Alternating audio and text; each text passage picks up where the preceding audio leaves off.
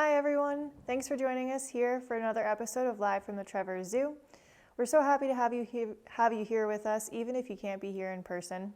We'll continue to do these live streams every Wednesday here on Facebook at 4 p.m. My name is Doxsey, and I'm the Husbandry Supervisor here at the Trevor Zoo. I started working for Millbrook in 2017, and some of my tasks here include things like caring for the animals on a daily basis, prepping their diets, taking weights, cleaning exhibits, any maintenance that has to occur, and working to set the enrichment program. Today is World Otter Day, and so we're going to talk to you about the otters that we have here at the zoo. Our current North American river otter is named Cassie.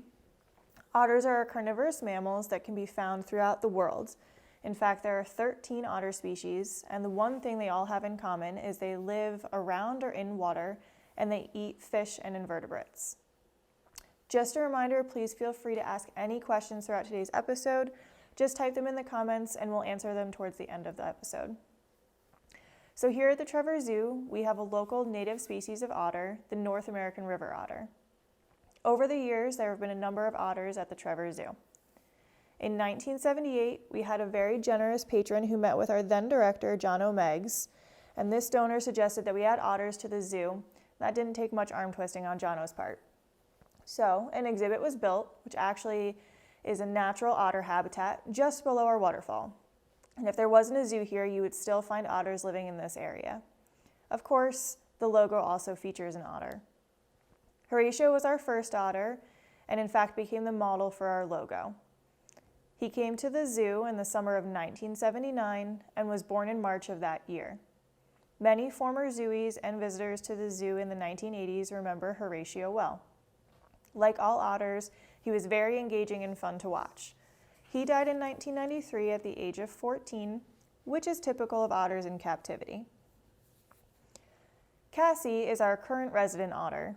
She was born in March of 2007. She came to us in April of 2016 from the Lehigh Valley Zoo in Pennsylvania.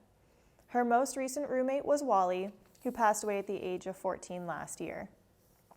She has a new friend coming soon, and we hope to welcome him at the zoo sometime this summer. Although we've tried over the years, to date we've never had an otter pup born at the zoo. It's highly variable to breed North American river otters in captivity. In the wild, they're mostly a solitary species and would have a range of 3 to 15 square miles. In captivity, researchers are looking into the variability of the latitude an otter is born. Some data suggest that otters born in a similar latitude are compatible, though there might be slightly different cues in mating at different latitudes. So if the timing of an introduction of 2 new otters goes well, you can get lucky. But oftentimes, otters in captivity just become friends and don't end up reproducing. With Cassie's age and never having reproduced before, we don't anticipate any otter pups with this introduction. Just a few years ago, a zoo in New York City finally had otter pups after trying for over 55 years. Here are some more facts about the North American river otter. The river otter is built for swimming. They have a streamlined body, short legs with webbed feet, and dense fur that keeps them warm. They have a tapered tail, small ears, and nostrils that can close underwater. They can grow to be more than 1 meter long from head to tail and weigh up to 14 kilograms. The males are larger in size than the females. Otters are part of a group of mammals known as mustelids. River otters are related to weasels, mink, badgers, and wolverines. Mustelids all have one thing in common. They all have scent glands that they use to mark off their territory. River otters are found along rivers, streams, and lakes, also in estuaries, coastal bogs, and large marine waterways. They spend about 2/3 of their time on land and the rest of the time in water. River otters can hold their breath for up to 8 minutes while underwater and can dive to a depth of 60 feet.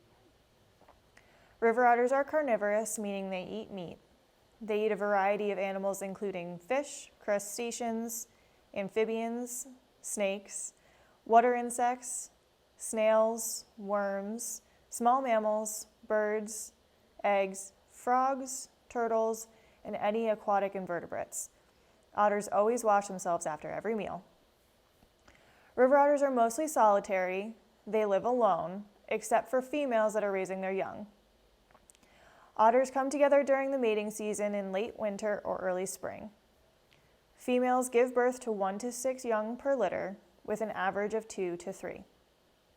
The babies are called pups like dogs. Otters are born with fur, but are otherwise helpless. The females give birth, nurse, and care for their young in a den near the water. The young are weaned at about 3 months old and begin to leave their mothers at 6 months old. River otters become mature at 2 to 3 years old. In the wild, river otters can live to be about 10 years of age. In captivity, they can live to be about 15 years of age. So now let's take you over to our otter exhibit and show you what it's like to care for our river otter, Cassie. All right, guys, so here we are in the tropical kitchen over in our tropical building. This is where we prep all of the diets for all the animals that live in this building and the ones that live outside, including Cassie. So we're going to get her diet for this morning from the fridge, and we'll show you what that looks like. So otters are carnivores, and so she has what we like to call an otter meatball for her diet this morning. We're going to break this into some small pieces and feed that to her. She also has some enrichment meat this morning. We give them daily enrichment, so we're going to see if she likes that. It looks like a little piece of steak. So we're going to bring this out. We'll see what she wants to eat. Her meatball is consistent of Nebraska feline diet, which we weigh out and measure for her. We then add a mix of ferret and otter food to give her something to chew on to help with her teeth. It's got some apple and carrot in there in order to keep her healthy. And then we put linatone, which is a oil-based substance, on there in order to keep her coat nice and shiny, make sure that if she's shedding, it comes out really smooth and she doesn't have any problems with that. Good morning, Cassie. All right, so now we're gonna get ready to feed her. She likes to eat her meatball in small pieces, and she knows it's feeding time because of that bell that I just rang. Her, as well as any others that we've had at the zoo, are trained to come up for their feedings. They know that the bell means it's time to eat. So whenever we need to recall them up the hill from our large pond exhibit, we ring the bell in order to get them to come up. And in return for coming up and being good, they receive their food. So every morning before she goes out and she eats, the bell is rang. And then every afternoon when she comes up, the bell is also rang, and you guys will get to see that later. So as you guys can see, she's gonna use her feet, her mouth, those really strong teeth and jaw in order to eat her meatball. We used to offer it in a large chunk, however, we realized she doesn't really love that. She's very, very picky about her food, so we'll watch and see what she eats this morning. But she's gonna use, looks like just mostly her mouth this morning on these smaller meatballs to eat. They have a very, very strong jaw. They can rip through a bunch of things. In the wild, they like to eat lots of small fish. But here at the zoo, we feed them their otter meatball, and they seem pretty content with that. So as she starts to wrap up with that piece, we'll get ready to give her some more. Give her some options. Make her work for her food a little bit.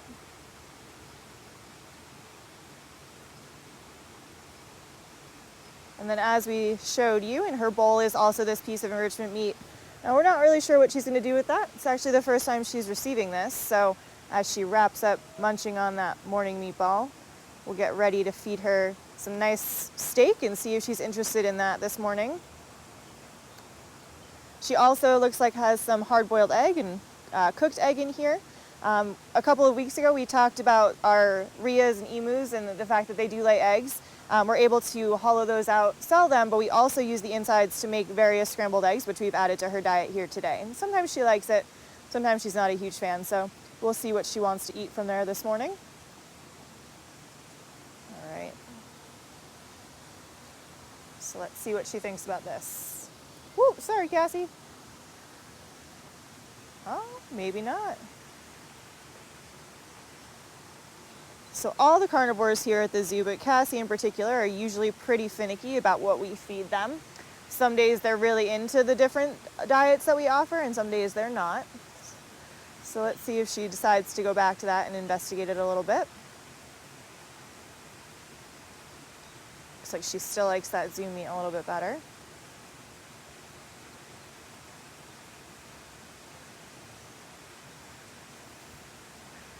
All right. Oh, and so as you guys can see, she's not very interested in that enrichment meat.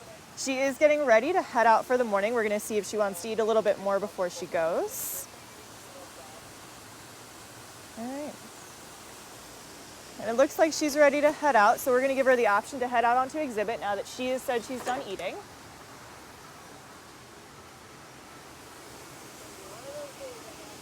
And we're going to give her a little treat to take with her.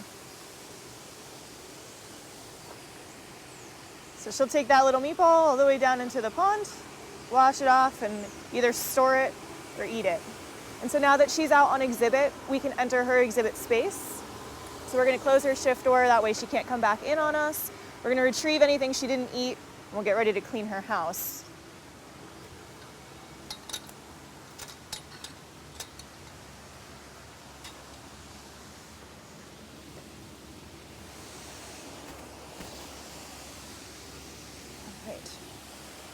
So anything she doesn't eat will be used for extras at a later date, so we'll mix it into another diet or we'll feed it to another animal that would like it. A lot of these items end up going to our kinkajous. We try to really not waste anything here at the zoo, so we always try to use everything we can as long as it's good and can go to another healthy animal. So a lot of this stuff will either get mixed into Cassie's diet for tomorrow morning, or we'll go to another animal for an enrichment meat, which is exciting. And so we're going to pop this back into the kitchen and we'll get ready to clean her otter box.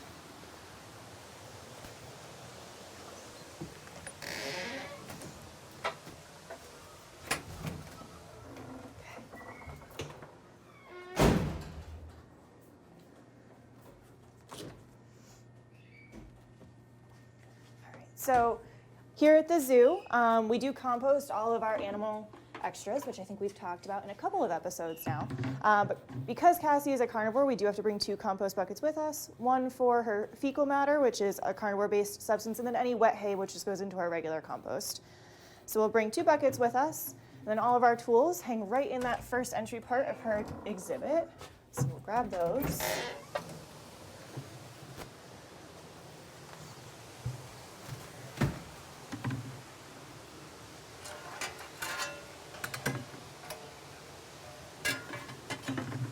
So most people really only get to see Cassie when she's out on exhibit in her big pond area, which is very exciting, but today you guys are gonna get to see what it's like for her to come up and sleep at night.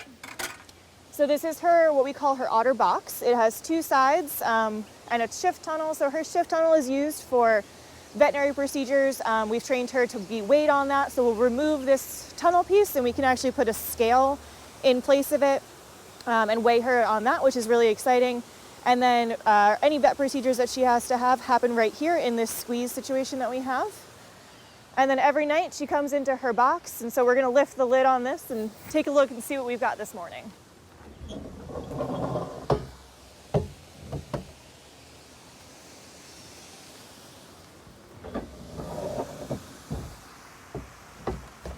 All right. So as you guys can see, there are 2 sides to her Otter Box. We like to call the first side kind of her rolling around and drying off side, and then the second side is typically where she sleeps. So we're gonna lift these open and see if she's left us anything. It looks pretty clean today, which is exciting.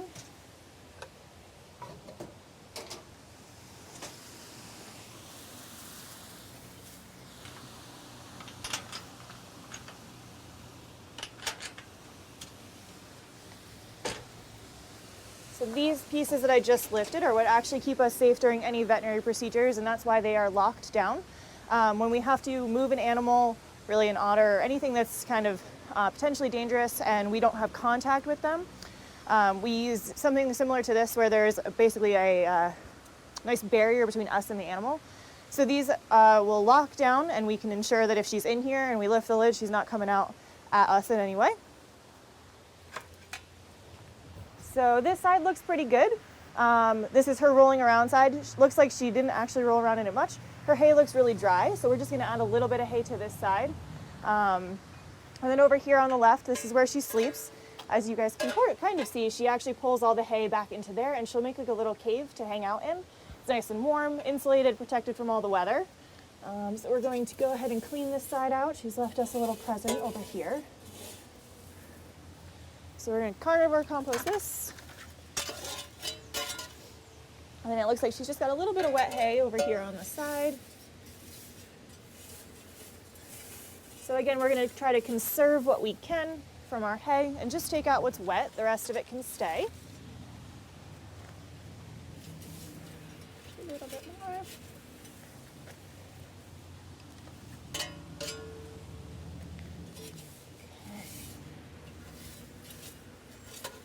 And now that we have all of the dirty hay out of her exhibit, we're going to add some clean hay to her sleeping side, and then if she wants to, she will be the one to pull it over into her rolling around and drying off side. We kind of let her dictate where she puts the hay, but we put it on the bedding side, so if she wants to sleep in that left-hand side rather than go into her back little cave area, she can. So we're going to lock this side back down so that if someone else has to come in here, that's not me, they're ready to go. And then we're going to just spread her hay out a little bit, give her a nice bed to come into if she wants to sleep in there. And close this up.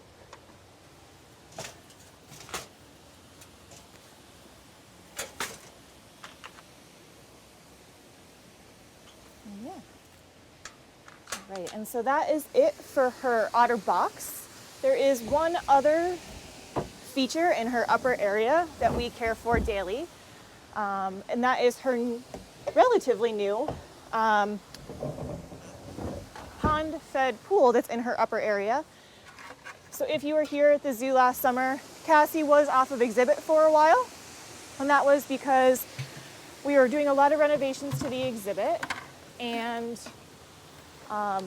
essentially building her this new really fancy pool. So one of our staff here is working on ways to improve kind of the zoo and use our natural environment around us to do that. And so we were able to move Cassie off of exhibit, change all of her fencing out, and then we created this really cool freshwater pool. So down here, we're gonna just clear the top of it, and you guys will see it'll actually start flowing. So right now it looks like it's a little dirty and overflowing just a bit. So we're going to just take this filter off the top, clean it out.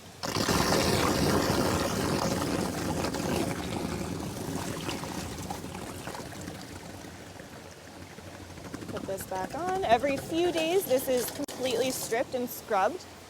Today is not one of those days, but this is what we do on a daily basis, just kind of clean this out, and then this is fed all day and all night. So instead of being on exhibit, when we do recall her at night in order to get her up to eat her food, she still has somewhere to swim. She seems to really love the pool. Her favorite thing to do is eat in here, so she actually will bring her meatball in a lot of times in the afternoon and eat it from the pool, which is a lot of fun. And so as you guys can see behind me, this is her full exhibit. Really great natural exhibit for these otters, and gives them a lot of opportunities that they wouldn't have in another, what you'd call captive setting. So that's really exciting. And that is mostly how we care for Cassie every day. You guys do see these water tubs flipped over. We use them for enrichment, so a lot of times we'll fill these with fish or different scents and objects for her to play with. When they're not in use, we flip them over, but they also love to take little baths in these. So instead of using them as drinking water, which is what they're really intended for, she'll curl up in them and kind of splash and take a bath and do all kinds of crazy otter things. But that's really how we take care of Cassie. This is her morning routine, so every day this is what we do for her. Change out her water in her pool, give her some nice places to sleep, make sure she's well fed and ready to go. So the last step for that is to just take her compost out. So that's what we do for the morning, and you guys will get to see what we do for the afternoon in just a little while.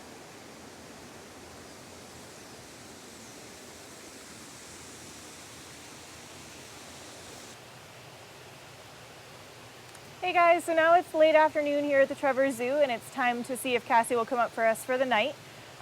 Like I was talking about earlier, we do lock our otters up every day, and this is because, as you guys can see, we do have the free-flowing water on exhibit.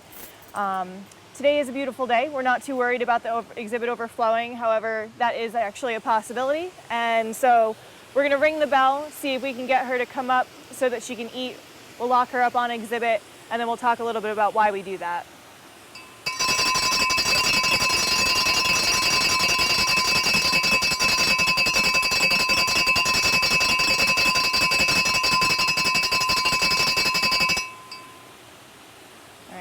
give her a minute. We'll see if she comes up. Sometimes she's asleep on exhibit in spots that are really hard to hear the bell, so it'll take her a minute or two to actually come out of the water. So while we wait for her to come up, I can talk to you guys about kind of the grate system that we have here at the zoo. So because this is a free-flowing pond and stream section, we do have water that can get very, very high very quick. During heavy rains, or even if we just get a little bit of rain really quick, we'll have to open up the grate system that you guys saw at the bottom of the waterfall section, and that allows us to get any debris out of the exhibit and allows the water to flow. Hey Cassie, come on up, girl. Good. So now that she's come through, we're gonna break off a little bit of her food, give her a reward for coming on up. We're gonna lock her on up off of exhibit, so that if we do have to go down and take care of anything in the big exhibit, now we can safely go out there without her coming out with us. You can see she's much more eager in the afternoon for her meatball than sometimes in the morning, and that cute little snout is covered in mud, so she was clearly digging somewhere.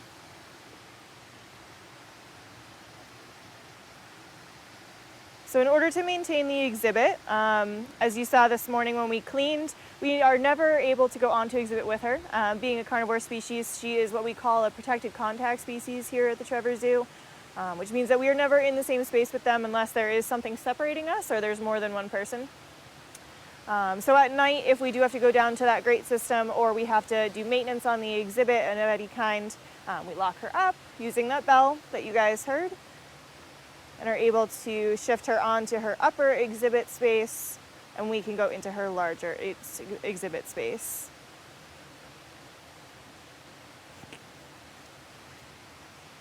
All right, and as she wraps up with that little piece, just like this morning, we give enrichment to all of our carnivores and cognitive animals twice a day, so we're gonna see if she's gonna try this meat again. It's the same thing as this morning, so not entirely sure what she'll do with it, but maybe she's a little bit more hungry and feeling a little bit more investigatory today.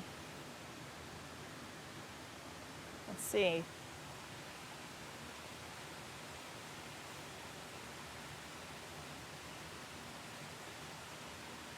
Well, maybe. What do you think, Cassie? There we go.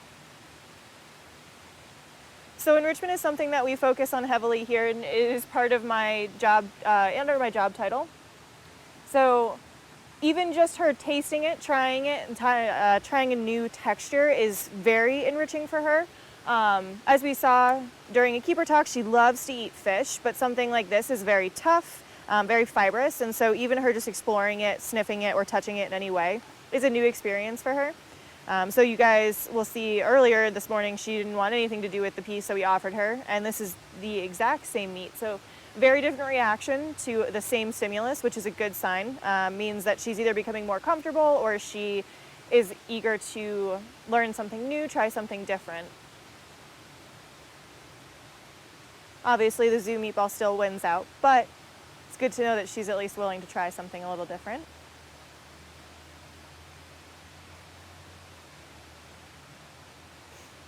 And again, you guys can see how she uses her strong jaw in order to rip pieces off that meatball and try things new. There we go.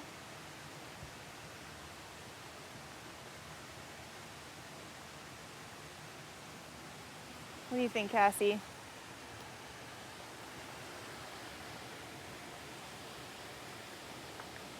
So oftentimes in the afternoon, she'll stop eating prior to when we are done feeding her the meatball, and that's just because she's telling us that she's full. So that's kind of what you're seeing right now. She still wants to eat, but isn't super eager. And when that happens, we do utilize her upper pool area. They're huge hunters. They love to play, hunt, swim, all of those things. So we'll toss small meatballs about the size of about a squash ball down into her upper pool. She'll eat them throughout the night. She can play with them, move them, put them wherever she wants to. And it gives her kind of a slow feeding process, which is really nice. She's able to eat on her time, not ours. And it allows her to kind of play with her food. So I think we'll toss some down there for her in a few minutes when she's done munching on the one that she has right now. You guys can see she's not huge into her veggies. So any kids watching, make sure you eat your veggies, not like Cassie. picks the apples and the carrots right out of there.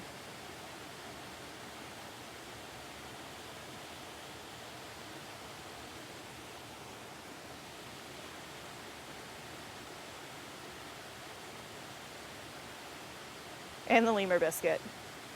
None of the good stuff, none of the healthy stuff.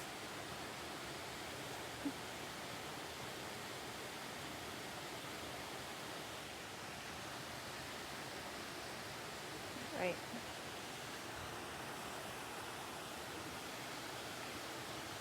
All right, so as she wraps up with that, we're gonna see how good of an aim I have, and we're gonna throw these 2 meatballs or 3 down into her pool. We'll see if she brings them out for you guys to eat on top of her ledge, which is one of her favorite things. Cassie, if she follows me, ready?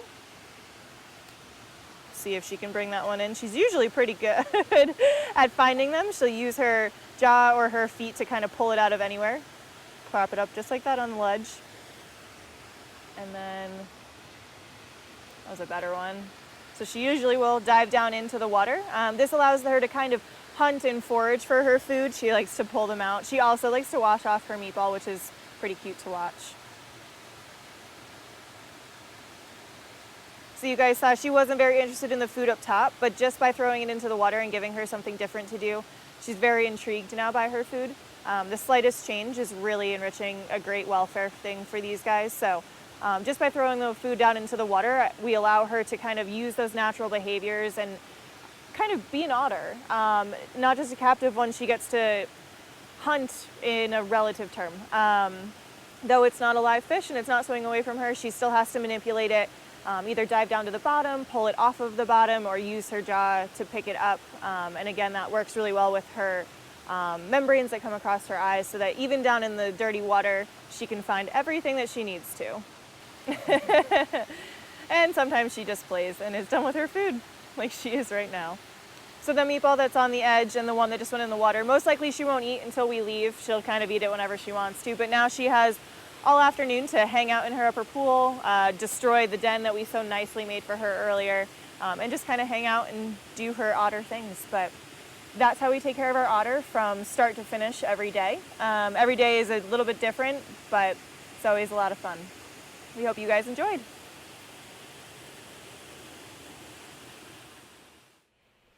So as you guys can see, taking care of our otter Cassie is pretty straightforward. It's just really important that we make sure we ring that bell every time it's ready to get her either ready to feed or ready to go out or come back up from exhibit, just to make sure that she's where we want her to be. Though otters aren't typically aggressive towards people, we like to ensure that we're not in the same space as her, so ringing that bell and making sure we know where she is in the exhibit is very important for us. Regarding our otter, one of our favorite things to do over the summer is keeper talks for all of our visitors, and our otter talk is really the highlight of those. We tend to do our otter talk at noon so that we can give Cassie some snacks from the bridge, so we're going to take a look at that and see what it's like to give her her keeper talk.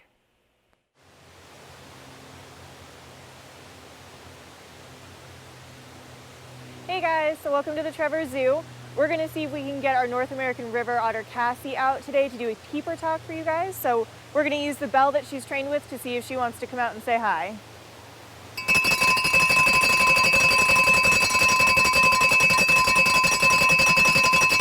There she is. Hey Cassie! So this is our North American River Otter. Her name is Cassie. She turns 13 years old this year. Today we're going to feed her some delicious treats while she hangs out under the waterfall. So she is getting some snacks today. This is some cut up tilapia. It's her favorite treat. So North American River Otters are usually a solitary species. They are naturally found here, and this exhibit is a great place for her to live. It mocks the exact place that she would live in the wild. North American River Otters are not on the endangered species list, but they are very close, and that is mostly due to humans. We unfortunately have moved into their area and given them a lot of destruction in their habitat, so there's not many places for them to go. They are thankfully not on the endangered species list, like I was saying, but that is also partially due to humans because we were good at one point and stopped the fur trade. These guys were endangered due to that. Thankfully, they're not anymore. These guys are fantastic hunters in the wild. They eat small fish, crustaceans, and will go for really any small meat that they can find. They have a very, very strong jaw that they'll use to crack through any shells that they have to break through. They have really, really strong paws. Their forefingers are very great at ripping things apart and holding onto their food. So we'll watch her catch things. She'll bring them up to her face, kind of roll on her back like you've seen kind of the typical otter do, and hold it to her so she can eat that. They also will use their very, very strong, sleek body, because she is from the weasel family, in order to swim through the water very fast and perform her hunting procedures. These guys are about 90% muscle, very, very strong.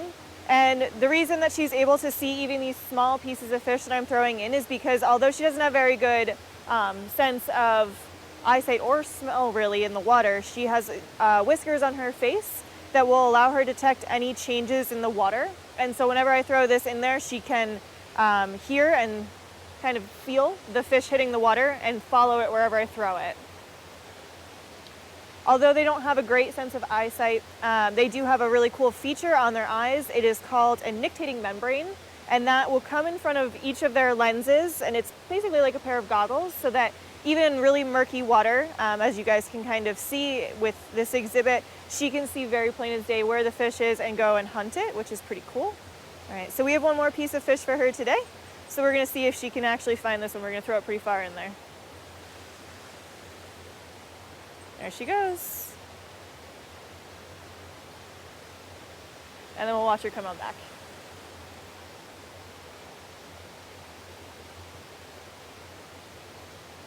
Yeah, she's good at what she does. So that's our North American river otter named Cassie. We hope you guys enjoyed the keeper talk. If you have any questions, feel free to ask. So as I mentioned, today was World Otter Day. World Otter Day was founded by the International Survival Fund for Otters. And so we're going to take a look at some different graphics that kind of display the 13 different species and the threats that they face in the wild. So here you can see this graphic that shows you all 13 otter species. It's a great graphic that was created a few years ago by the folks over at Peppermint Narwal Creative. And as you can see from this, unfortunately, every type of otter does face some kind of threat in the wild, and some are even on that endangered or near threatened list, which is pretty unfortunate for otters. We're also going to take a look at the website for the Otter Survival Fund themselves. That address is www.otter.org. We'll make sure to put all the links in the description below. So as we take a look at this site, this gives us just some general information about the foundation, what they do, and some otter facts. They have some pretty cool features on this site, and one of those is a world map. So if you go to the World of Otters section, you can see all of those species of otters and where they come from.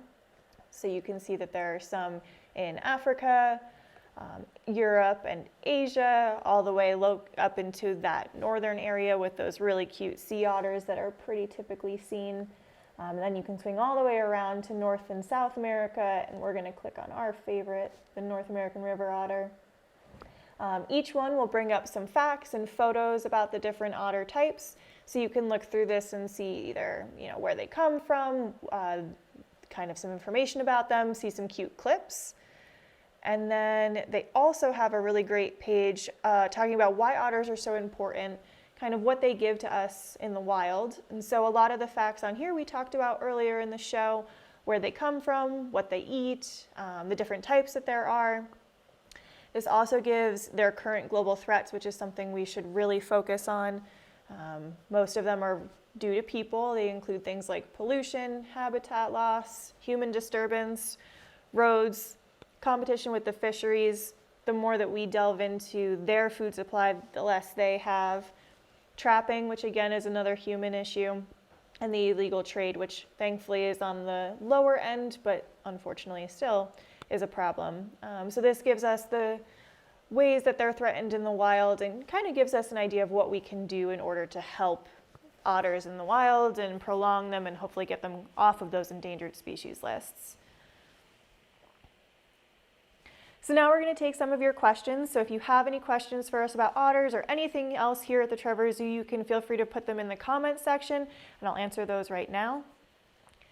So looking at our Facebook questions, we have Angela asking for her daughter how to tell the difference between a male and a female otter. Male otters are much bigger than the females. Just looking at them from a distance, you can typically tell if it's a male or a female just based on length with kind of the overall weight of an otter. Males are a little bit more of a stocky size and the females are a little bit more slender. And it looks like we also have a question whether or not the otters can climb our wire fences. Otters cannot climb vertically. They can kind of stand up on their hind legs and reach, but they can't actually lift their body weight up off the ground in order to climb the fences.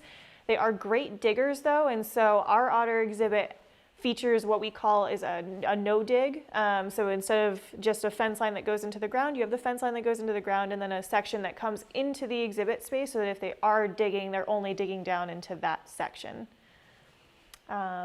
That's the questions that we have here today. If you guys have any other questions, feel free to ask away and we will answer them just in the comments for you.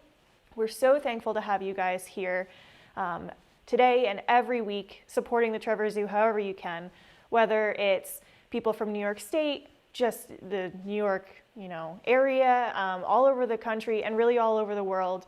We're so thankful to have you guys here with us. We hope to see you guys when we reopen soon and we hope you enjoyed today's episode.